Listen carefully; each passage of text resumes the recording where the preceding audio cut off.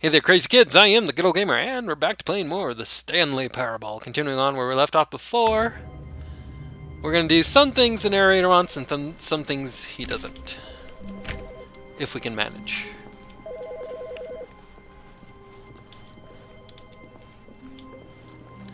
If he's even talking to us anymore. I don't know, we kind of really messed with him last time. He might not be talking to us anymore. I don't hear him yet.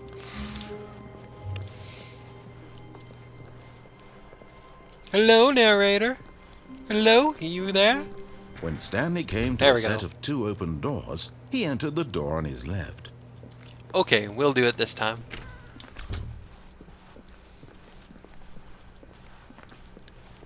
Dun, dun, dun, dun, dun, dun. Yet there was not a single person here either. Feeling a wave of disbelief, Stanley decided to go up to his boss's office, hoping he might find an answer there. Oh, we can go in the broom closet. Stanley stepped into the broom closet, but there was nothing here, so he turned around and got back on track. I did, huh? There was nothing here. No choice to make, no path to follow, just an empty broom closet. No reason to still be here. Yeah? Okay. Don't mind me, then. It was baffling that Stanley was still just sitting in the broom closet. He wasn't even doing anything. At least if there was something to interact with, he'd be justified in some way. As it is, he's literally just standing there doing sweet FA. FA. Are you really still in the broom closet? Standing around doing nothing? Why? Because I can. Offer me some explanation here. I'm genuinely confused. Because I can. Why not? Why shouldn't I? You do realize there's no choice or anything in here, right? Yeah. If I'd said Stanley walked past the broom closet, at least you would have had a reason for exploring it to find out. But it didn't even occur to me because literally this closet is of absolutely no significance to the story whatsoever. I never would have thought to mention it. Okay. Good to know. Maybe to you this is somehow its own branching path. Maybe when you go talk about this with your friends, you'll say, "Oh, did you get the broom closet ending? The broom closet ending was my favourite." I hope your friends find this concerning. Now I wonder if there is a broom closet Stanley ending. was fat and ugly and really, really stupid. He probably only got the job because of a family connection. That or with drug money. Also, Stanley is addicted to drugs and hookers. Well, I've come to a very definite conclusion about what's going on right now. You're dead. You got to this broom closet, explored it a bit, and were just about to leave because there's nothing here, when a physical malady of some sort shut down your central nervous system and you collapsed on the ground. Well, in a situation like this, the responsible thing is to alert someone nearby so as to ensure that your body is taken care of before it begins to decompose. Hello? Anyone who happens to be nearby? The person at this computer is dead. He or she has fallen prey to any number of your countless human physiological vulnerabilities. It's indicative of the long-term sustainability of your species. Please remove their corpse from the area and instruct another human to take their place at the computer, making sure they understand basic first-person video game mechanics and filling them in on the history of narrative tropes in video gaming, so that the irony and insightful commentary of this game is not lost on them. All right, when you've done that, just step out into the hallway. I've never had so much fun in a game just standing there doing nothing. Let's see where this goes.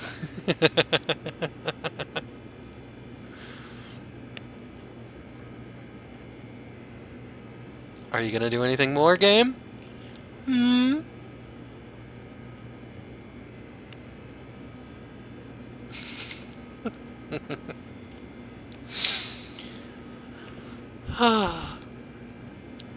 It's fun what you can do in this game, seriously.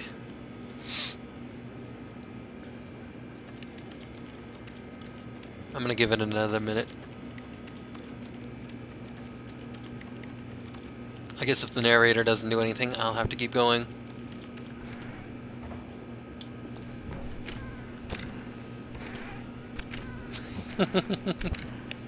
Fine, we'll keep going. Ah, second player. It's good to have you on board. I guarantee you can't do any worse than the person who came before you. Oh yeah, watch me. Coming to a staircase, Stanley walked upstairs to his boss's office. Oh, okay. Good for Stanley. Too bad my name's not Stanley, huh?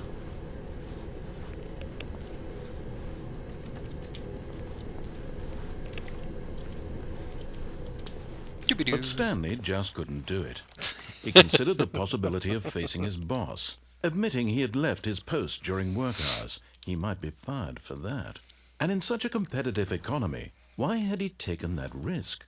All because he believed everyone had vanished? His boss would think he was crazy. And then something occurred to Stanley. Maybe, he thought to himself, maybe I am crazy. All of my co-workers blinking mysteriously out of existence in a single moment for no reason at all? None of it made any logical sense. And as Stanley pondered this, he began to make other strange observations. For example, why couldn't he see his feet when he looked down? Why did doors close automatically behind him wherever he went? And for that matter, these rooms were starting to look pretty familiar. Were they simply repeating? No, Stanley said to himself, this is all too strange. This can't be real. And at last, he came to the conclusion that had been on the tip of his tongue. He just hadn't found the words for it. I'm dreaming, he yelled. This is all a dream. Oh, what a relief Stanley felt to have finally found an answer, an explanation. His co-workers weren't actually gone. He wasn't going to lose his job. He wasn't crazy after all. And he thought to himself, I suppose I'll wake up soon. I'll have to go back to my boring real-life job pushing buttons. I may as well enjoy this while I'm still lucid. So, he imagined himself flying and began to gently float above the ground. Whoa, okay. Then he imagined himself soaring through space on a magical starfield, and it too appeared. It was so much fun, and Stanley marveled that he had still not woken up. How was he remaining so lucid? And then perhaps the strangest question of them all entered Stanley's head. One he was amazed he hadn't asked himself sooner.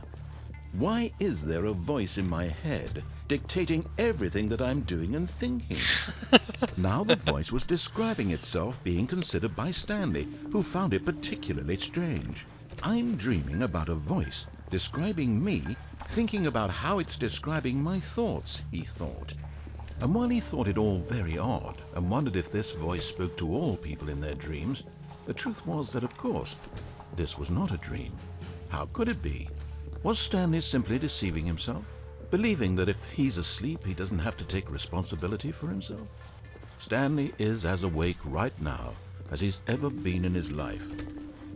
Now, hearing the voice speak these words was quite a shock to Stanley. After all, he knew for certain, beyond a doubt, that this was in fact a dream. Did the voice not see him float and make the magical stars just a moment ago? How else would the voice explain all that? This voice was a part of himself too. Surely, if he could just... He would prove it. He would prove that he was in control, that this was a dream. So he closed his eyes gently, and he invited himself to wake up. He felt the cool weight of the blanket on his skin, the press of the mattress on his back, the fresh air of a world outside this one. Let me wake up, he thought to himself. I'm through with this dream. I wish it to be over. Let me go back to my job.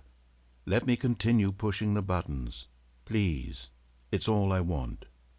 I want my apartment, and my wife, and my job. All I want is my life exactly the way it's always been. My life is normal. I am normal. Everything will be fine. I am okay.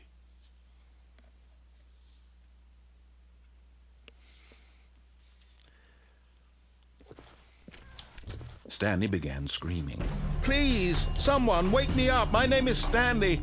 I have a boss. I have an office. I am real. Please, just someone tell me I am real. I must be real. I must be. Can anyone hear my voice? Who am I? Who am I? And everything went black. Okay. This is the story of a woman named Mariella. Mariella woke up on a day like any other. She arose, got dressed, gathered her belongings, and walked to her place of work. But on this particular day, her walk was interrupted by the body of a man who had stumbled through town talking and screaming to himself, and then collapsed dead on the sidewalk. And although she would soon turn to go call for an ambulance, for just a few brief moments she considered the strange man. He was obviously crazy, this much she knew. Everyone knows what crazy people look like. And in that moment, she thought to herself how lucky she was to be normal. I am sane. I am in control of my mind. I know what is real and what isn't. It was comforting to think this, and in a certain way, seeing this man made her feel better. But then she remembered the meeting she had scheduled for that day, the very important people whose impressions of her would affect her career, and by extension, the rest of her life. She had no time for this, so it was only a moment that she stood there, staring down at the body. And then she turned and ran.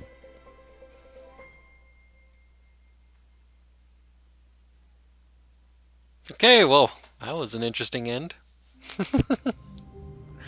Oh, and the level changed! We're gonna have to check this out next time. Stay tuned for that, boys and girls. I am the Good Old Gamer. This has been more of the Stanley Parable.